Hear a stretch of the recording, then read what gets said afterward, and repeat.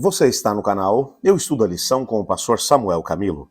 Hoje é quinta-feira, dia 1º de agosto de 2024. E o tema que estudaremos na nossa lição da Escola Sabatina será um tipo diferente de Messias.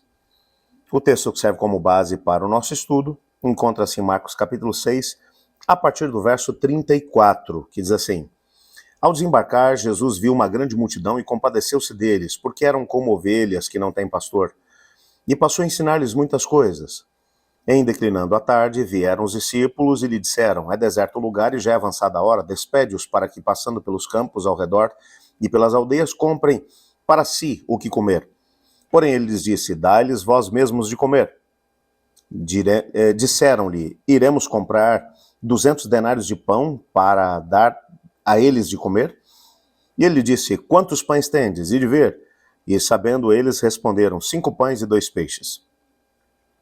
O texto continua a partir daqui, mas eu queria aproveitar para poder olhar com você aqui alguns detalhes a respeito desse texto. A primeira coisa que o texto aqui vai mencionar para a gente é que essa história aconteceu num contexto.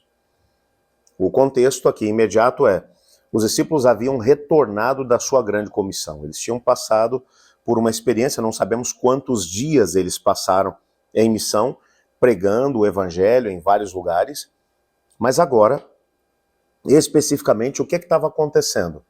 Eles estavam retornando, e no contexto desse retorno, eles estavam cansados e Jesus resolve ir com eles para um lugar deserto à parte, a leste do Mar da Galileia. O fato é que quando eles chegam no local onde eles tinham pensado em passar algum tempo descansando, refazendo as energias, a multidão que já tinha ficado sabendo que eles estavam indo para lá tinha chegado primeiro. Havia uma grande multidão. Bom, quando a gente fala uma grande multidão, o texto vai mencionar que algo em torno de 5.000 pessoas comeram, 5.000 homens, sem contar mulheres e crianças. Uma conta por baixo aqui vai elevar essa multidão para algo em torno de 15.000 pessoas. Então tente imaginar, agora, para que Jesus tinha acabado de perder o seu primo, João Batista, o coração de Jesus estava apertado em relação a isso. Ele ainda estava de luto. O mínimo que se esperava nessa altura era que Jesus dissesse: olha, gente, por favor, respeitem esse momento, eu estou de luto. Mas o texto vai mencionar que Jesus olhou para aquelas pessoas e ficou comovido com a história deles, porque eles eram como ovelhas que não têm pastor. Quando você vai olhar aqui para o nosso guia de estudos, eu achei muito interessante aqui a alusão que foi feita aqui pelo autor. O autor, quando ele vai mencionar aqui essa questão de Jesus ter mencionado eles eram ovelhas, como ovelhas que não tinham pastor, ele está citando Números capítulo 27, verso 17. No contexto, Moisés está falando sobre pastores que Deus levantaria depois que ele morresse para poder dirigir o seu povo. Está falando de líder do povo. O que Jesus está dizendo é que ele olha para aquela grande multidão e percebe que os líderes deles só estavam preocupados consigo mesmos. Aquelas pessoas precisavam da palavra de Deus, precisavam do conforto de Deus, precisavam de gente que olhasse por eles, mas eles estavam perdidos como ovelhas sem pastor. E agora Jesus, nesse contexto, vai se compadecer deles e Jesus vai curar os seus enfermos, e Jesus vai ministrar a palavra para eles. Eles passam o dia com Jesus naquele contexto. João vai dar um detalhe dessa história que Marcos não dá. João vai dizer que quando estava chegando perto do final do dia, os discípulos, juntamente com o povo, começaram a confabular para poder tentar obrigar Jesus a tornar-se rei à força. Eles queriam poder pelo poder. Veja, a gente está falando de gente que Jesus usou. A gente está falando dos 12 apóstolos que tinham acabado de retornar de uma grande comissão, que expulsaram demônios, que curaram pessoas enfermas. A gente não está falando de gente que não conhece a Jesus. Mas mesmo esses indivíduos possuíam uma visão distorcida a respeito de quem era Cristo. E agora, nesse contexto, eles estão confabulando para tentar forçar Jesus a se tornar rei. Eles tinham uma visão a respeito do que eles esperavam do Messias. Queriam um Messias que expulsasse Roma, que restabelecesse o reinado da família de Davi sobre o território nacional. Jesus pensava em algo mais. Jesus pensava em salvar todas as pessoas do pecado. O reino de Deus seria um reino que não ficaria restrito àquele pedacinho de terra, mas que chegaria a cada tribo, língua, povo e nação. Nesse contexto, Jesus vai fazer duas coisas. Jesus vai chamar os discípulos e vai dizer: entrem no barco e atravessem o mar da Galileia, eu encontro vocês do lado de lá. Os discípulos ainda vão questionar, e Jesus insistentemente os envia de volta. Mas e a multidão? Jesus diz: eu vou despedir a multidão. Jesus despede a multidão e ele sobe um monte. Eu acho isso aqui fantástico. E ele gasta horas no alto do monte orando ao Pai. É claro, quando nós olhamos para aquilo que Paulo vai mencionar, que Jesus, ele veio como segundo Adão. Na carta aos Romanos ele fala sobre isso. Onde o primeiro Adão falhou, ele veio para poder vencer.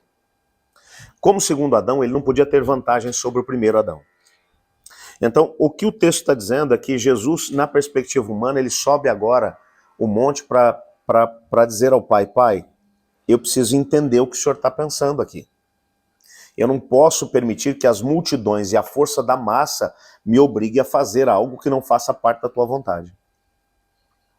As coisas começam a ficar bem claras na mente do Senhor, e ele reafirma a ideia de que ele tinha vindo para poder salvar as pessoas do pecado. Nesse contexto, Deus Pai mostra para Cristo os discípulos que haviam tentado conduzir as coisas, dar um jeitinho para que as situações chegassem aonde eles gostariam que a situação chegasse, tentando obrigar Jesus a se tornar rei à força. Eles estavam remando, mas havia um vento contrário. Eles não saíam do lugar. Colocavam muita força, muita energia, mas não saíam do lugar.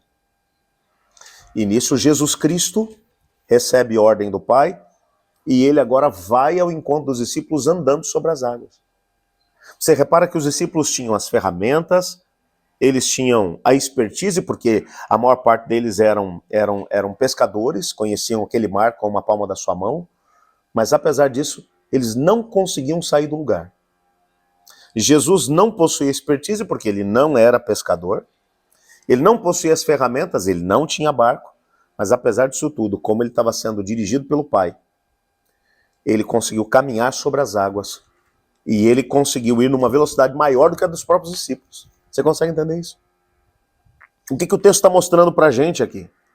O texto está mostrando que quando você está seguindo as orientações de Deus, não importa as circunstâncias, o inimigo pode trabalhar o quanto ele quiser, ele não vai conseguir impedir que você avance.